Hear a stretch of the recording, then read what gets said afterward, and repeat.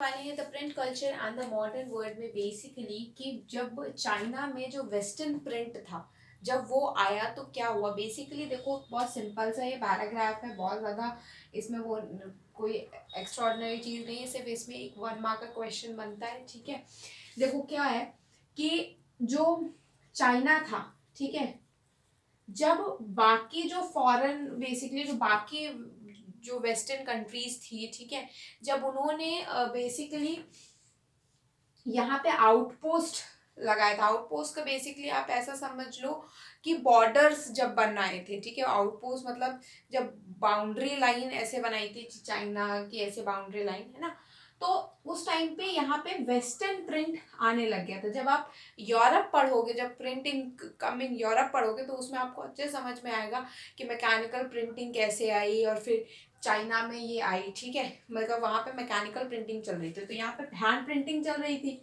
Hand printing से mechanical printing में आ गए। और यहाँ पे ये क्वेश्चन बनता है कि हब किसको बोलते हैं। ठीक है, मैकेनिकल प्रिंटिंग के हब किसको बोलते हैं, जहाँ पे वेस्टर्न स्टाइल स्कूल चलते थे। बेसिकली ये चीज़ भी है कि वेस्टर्न स्टाइल स्कूल्स भी वहाँ पे चलते थे। ये था शंघाई, ठीक है, शंघाई, ठीक है, शंघाई वाज द हब, और यहाँ पे वेस्टर्न स्टाइल स्कूल्स भी चलते थे। अब इसके बाद बात आती है जापान की। देखो जापान में बहुत सिंपल सा है, चाइना से बुद्धिस्ट मिशनरीज गए। बुद्धिस्ट मिशनरीज क्या मतलब, जो बेसिकली इधर उधर घूमते हैं, ठीक है, जो क्योंकि चाइना में बुद्धिज्म था तो बुद्धिस्ट लोग थे, वो जापान आए, जापान में भी बुद्धिज्म ही है। तो बुद्धिस्ट मिशनरीज आए जब, तो वो अपने साथ इस हैंड प्रिंटिंग की नॉलेज लेके गए थे।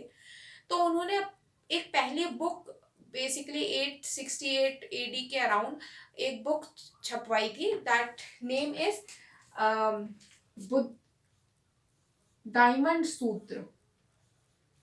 डायमंड सूत्र बेसिकली ये जो डायमंड सूत्र था ये बुद्धिज्म के बारे में ही था, इसमें वुडकट इलस्ट्रेशंस थी।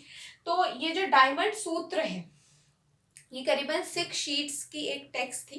ठीक है, ये इस वहाँ पे पब्लिश कराई।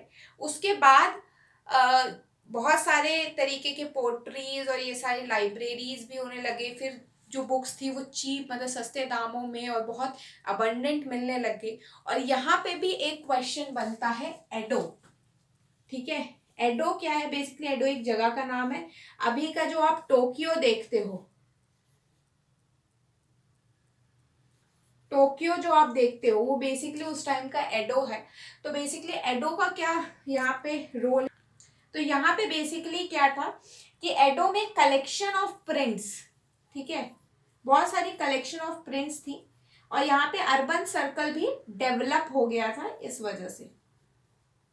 कलेक्शन ऑफ पेंटिंग्स, प्रिंट, ठीक है, कलेक्शन ऑफ प्रिंट। तो बेसिकली हमने इसमें क्या पढ़ा कि भाई चाइना में वेस्टर्न आया तो हैंड वाला हट गया, वो आ गया शंघाई। शंघाई एक क्वेश्चन, डायमंड सूत्र दूसरा क्वेश्चन, और तीसरा क्वेश्चन एडो। ये 3 क्वेश्चन आते हैं 1 मार्कर में। ठीक है, तो ये तीनों के नाम ध्यान में रखना।